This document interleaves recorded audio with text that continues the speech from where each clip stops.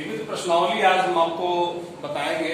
इसमें question number 1 और 2 बता चुके हैं। क्वेश्चन नंबर 3 देखिए, कह रहा है कि मान लीजिए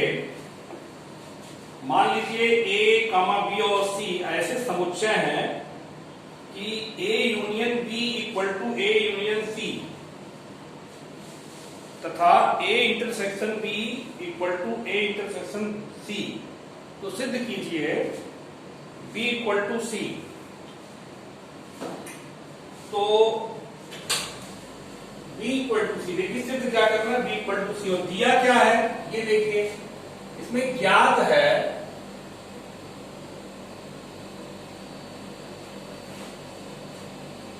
A union B equal to A union C, ये ज्ञात है। ठीक है, इसको लेकर आप चलेंगे।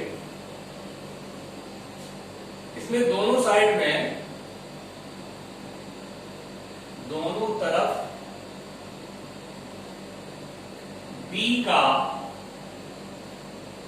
इंटरसेक्शन लेने पर, इंटरसेक्शन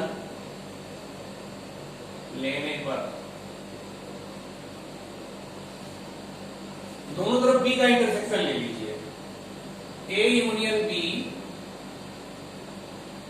इंटरसेक्शन बी, दोनों तरफ लगा दें same.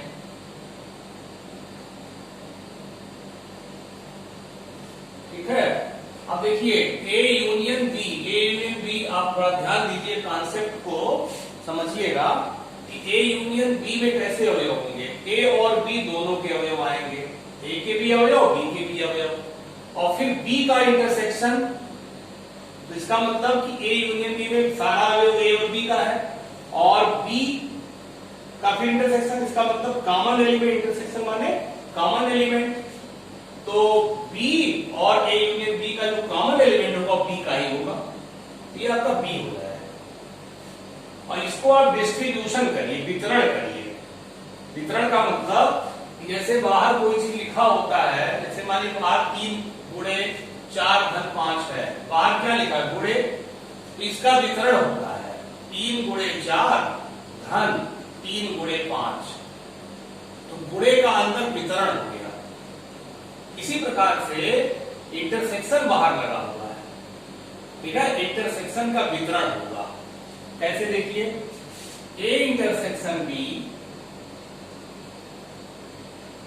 Union C intersection B, मतलब ये इंटरसेक्शन बी जो है ए के साथ भी आ गया, ए इंटरसेक्शन बी सी के साथ भी आ गया। इसे कहते हैं वितरण नियम। अब आप देखिए सी इंटरसेक्शन बी को बी इंटरसेक्शन सी लिख सकते हैं इजिली। सी इंटरसेक्शन बी करिए चाहे बी इंटरसेक्शन सी करिए, कॉमन एलिमेंट ही आना है। तो आप सी इंटरसेक्शन बी की जगह लिख सकते हैं, पहले ये उतार लीजिए, यहां लिख सकते हैं B intersection C. Equation number 1। अब आप पुनः एक बार इसको लेके चलिए, पुनः लेके चलिए A union B equal to A union C. इस बार दोनों पक्षों में सी का इंटरसेक्शन लीजिए, दोनों तरफ सी का इंटरसेक्शन। इंटरसेक्शन की हिंदी होती है सर्वनिष्ठ, सर्वनिष्ठ, षटकोण वाला स्तर लेने पर दोनों तरफ सी का इंटरसेक्शन लीजिए। ये हो जाएगा ए यूनियन बी, तो आपका था ही इंटरसेक्शन किसका लगाना, सी का, सी इंटरसेक्शन सी। फिर उसी वितरण नियम से, जैसे अभी बताया था ना वितरण नियम, ये इंटरसेक्शन सी ए के साथ भी लगेगा, ये इंटरसेक्शन सी बी के साथ भी लगेगा। ये हो जाएगा ए इंटरसेक्शन सी, देखिए, फिर यूनियन, यही इंटरसेक्शन सी बी के साथ भी लगेगा, बी इंटरसेक्शन सी। और ये देखिए ए यूनियन सी में कैसे एलिमेंट आएंगे, ए और सी दोनों के एलिमेंट आएंगे, यूनियन है, और फिर सी से इंटरसेक्शन कराएंगे तो आपको सी मिलेगा। ठीक है, अब देखिए यहां पे क्वेश्चन में आप देखिए सेकंड वाला में, सेकंड जो नहीं है A intersection B equal to A intersection C ज्ञात है, में दिया हुआ है, ज्ञात है, दिया है A intersection B equal to A intersection C. Second matter दिया है A intersection B equal to A intersection सी।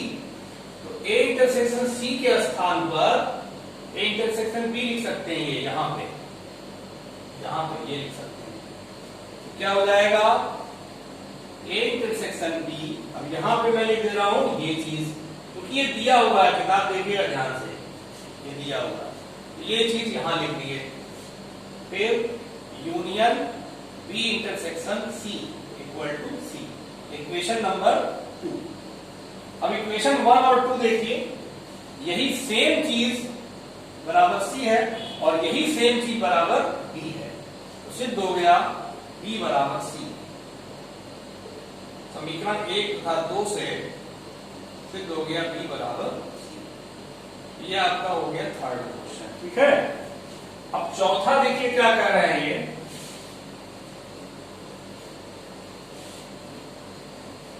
चौथा कह रहे हैं कि दिखाइए कि निम्नलिखित 4 प्रतिबंध तुल्य हैं। तुल्य मतलब इक्विवेलेंट है। दिखाइए कि 4 प्रतिबंध तुल्य हैं। दिखाइए कि निम्नलिखित 4 प्रतिबंध, निम्नलिखित 4 प्रतिबंध, प्रतिबंध माने कंडीशन, इंग्लिश में बोलते हैं, प्रतिबंध तुल्य है, तुल्य है, तुल्य का मतलब इक्विवेलेंट, इक्विवेलेंट। 4 प्रतिबंध देखिए कौन कौन दे रहे हैं। A is proper subset of B, second A minus B is equal to 5, third A union B equal to B, फिर दे रहे हैं A intersection B equal to A. ये कह रहे हैं कि चारों में से ये तुल्यता बताइए कौन किसके तुल्य है। तुल्य का मतलब कि ये लेके चलिए तो ये आ जाए, ये लेके चलिए तो ये आ जाए, ये लेके चलिए तो ये आ जाए, और फिर ये लेके चलिए तो ये आ जाए। मतलब एक पक्ष लेके चलिए तो ये आ जाए, इसका मतलब ये दोनों एक दूसरे के तुल्य हैं। या तो ये लेके चलिए ये आ जाए, ऐसे ऐसे होता है, डबल है, ये इक्विवेलेंट का चिन्ह है। कि अगर हम ए इस प्रॉपर सबसेट ऑफ बी लेके चले तो हमको क्या मिलना चाहिए, ए माइनस बी इक्वल टू 5 मिल जाए। तो समझ लीजिए ये दोनों संबंध एक दूसरे के तुल्य हैं। मतलब ये लेके चले ये मिल गया, अगर ये लेके चलते ये मिल जाए तो भी बात, देखिए दोनों तरफ तीर लगा हुआ है, ये इक्विवेलेंट का चिन्ह है। तो मैं आपको इसको समझा रहा हूं, देखिए बाय एग्जांपल। देखिए एग्जांपल से सिद्ध होगा इसका सॉल्यूशन। मान लिया कोई एग्जांपल छोटा मोटा इसी हिसाब से लेना है, a इक्वल टू 1 2 और b इक्वल टू 1 2 3। कह रहा है a is proper subset of b, इसका मतलब a के सारे एलिमेंट b में होने चाहिए और b में कम से कम एक एलिमेंट ज्यादा हो। तो देखिए a is proper subset of b है ना, इस एग्जांपल के हिसाब से। तो a माइनस b जरा करिए, a माइनस b करेंगे आप, आपका 5 आएगा, क्योंकि 1 2 निकल गया ना, इसी का अवयव बचता है तो कोई अवयव बचा ही नहीं, 5। इसका मतलब क्या हुआ, पहला जो है दूसरे के तुल्य, first is equivalent of second, equivalent का संकेत। अब इसी आधार पर देखिए ये वाला इसके आधार पर, क्योंकि यही एग्जांपल फिर आगे काम करेगा। ए और बी का यूनियन निकालें। ए क्या है 1 2 और बी क्या है 1 2 3, दोनों का यूनियन क्या आएगा 1 2 3। बी आया कि नहीं? तो यही तो बी है, बी आया। इसका मतलब अगर प्रॉपर सबसेट है a minus B equal to 5 होगा और a union b equal to b होगा। इसका मतलब सेकेंड थर्ड के इक्विवेलेंट है और फर्स्ट भी इक्विवेलेंट है। फर्स्ट के सारे ही तो आया है, फर्स्ट भी इक्विवेलेंट है, ठीक है। अब इसी एग्जांपल से आप फोर्थ भी देख लीजिए। ए इंटरसेक्शन बी निकालें, इसी दोनों का इंटरसेक्शन निकालें। 1 2 इंटरसेक्शन 1 2 3, तो दोनों का इंटरसेक्शन क्या होगा? दोनों में कॉमन एलिमेंट, दोनों में कॉमन एलिमेंट, तो कॉमन एलिमेंट क्या है 1 2। ए हुआ कि नहीं है? देखिए ए आ गया। इसका मतलब ये हुआ कि फर्स्ट सेकेंड थर्ड फोर्थ सब एक दूसरे के तुल्य हैं, इक्विवेलेंट हैं। तो आप लिख सकते हैं यहां पे आखिरी में first is equivalent of second, is equivalent third, is equivalent fourth. समझ भाई बात? ऐसे एग्जांपल देकर आप बहुत ही इजीली चारों सिद्ध कर सकते हैं, चारों को एक दूसरे के तुल्य दिखा सकते हैं। अब देखिए आपको बताने जा रहा हूं पांचवा क्वेश्चन, ध्यान दीजिएगा। समझ में आ जाए तो कमेंट में लिखा करिए समझ में आ गए, क्योंकि क्लास में बच्चे जब समझाया जाता है तो बोलते हैं ना हाँ समझ में आ गया, तो टीचर को लगता है कि हम समझा दिए। तो पांचवा देखिए, दिखाइए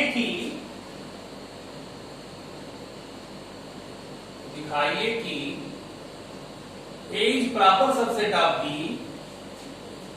तो C minus B is proper subset of C minus A।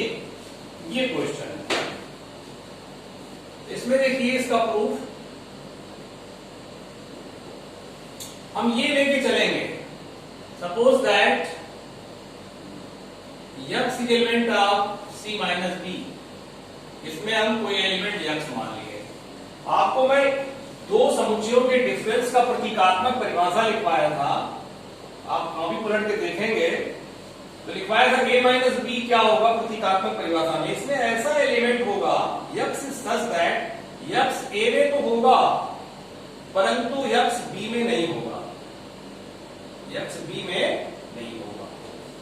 इसी परिभाषा के आधार पर हम जो है यहां पे लिखेंगे, तो इसको लिख सकते हैं आगे, implies that x is such that x is element of C और x is not element of B। ठीक है। अब देखिए यहां पे x is element of C, ये तो ठीक है। x अगर B में नहीं है, यहां पे देखिए A is proper subset of B कह रहा है, x अगर B में नहीं है तो पक्का है कि A में भी नहीं होगा, क्योंकि A के सारे एलिमेंट B में होते हैं, A के सारे एलिमेंट B में होते हैं। जो B में नहीं है वो A में कैसे होगा? B तो बड़ा सेट है ना, इसमें तो और भी ज्यादा होना चाहिए। जो B में ही नहीं है वो A में नहीं होगा। तो यहां पे हम लिख सकते हैं x is not element of A। ये कैसे लिखे? क्योंकि यहां दिया हुआ है A is proper subset of B, जो B में नहीं होगा वो A में कतई नहीं होगा। A में नहीं है तो B में हो सकता है, लेकिन B में नहीं है तो A में नहीं होगा। इसको आप थोड़ा ध्यान से कई बार धीरे धीरे सुनिएगा और सोचिएगा। इसको लिख सकते हैं हम x is element of C minus A। अब देखिए C माइनस B में आप एलिमेंट माने थे, वही एलिमेंट C माइनस A में आ गया, तो आप कह सकते हैं C minus B is proper subset of C minus A। यही सिद्ध करना था, प्रूव हो गया। ठीक है, ये आपका जो है पांचवा हो गया। छठवां जरा देखिए,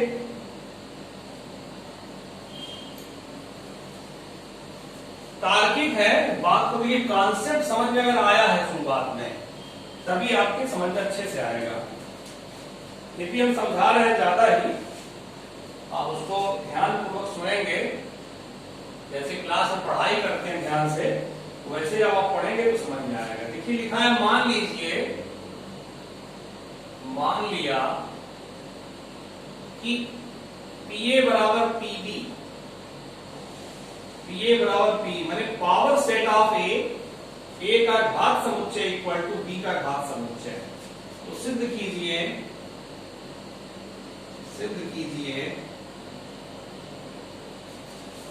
A इक्वल टू B।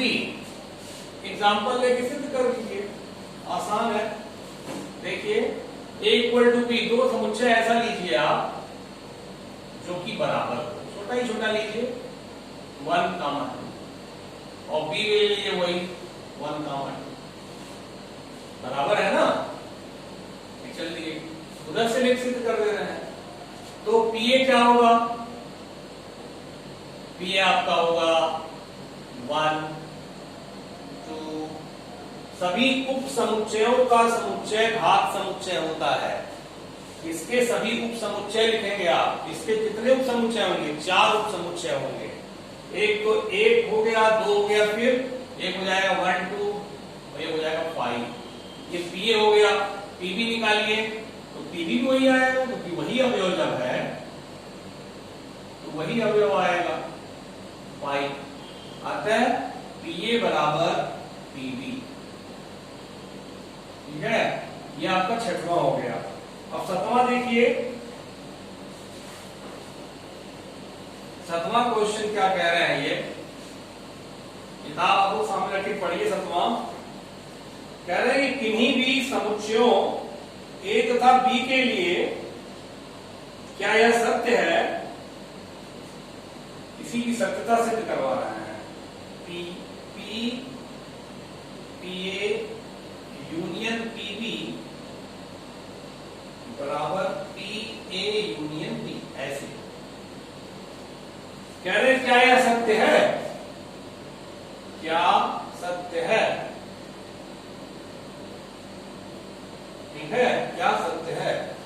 फिर कह रहा अपने उत्तर का औचित्य बताइए, अपने उत्तर का औचित्य बताइए। तो पहले तो आप आंसर में लिख दीजिए कि सत्य नहीं है। अब आप कैसे जानेंगे सत्य नहीं, इसका औचित्य मैं दे रहा हूं ना, सत्य नहीं है, इसका औचित्य लिखिए। औचित्य में आप एक एग्जाम्पल ले लीजिए और सिद्ध कर दीजिए, देखिए सत्य नहीं है। मान लिया A equal to 1, 2, B equal to 3, 4, या कुछ दूसरा ही ले लीजिए, 1, 3 ले लीजिए। बराबर लेना जरूरी नहीं, A बराबर B वाला नहीं है, कोई दो समुच्चय ले लीजिए, छोटा छोटा ले सकते थे। अच्छा, अब आप A यूनियन B निकाल लीजिए। A यूनियन B कितना आएगा, 1, 2, 3।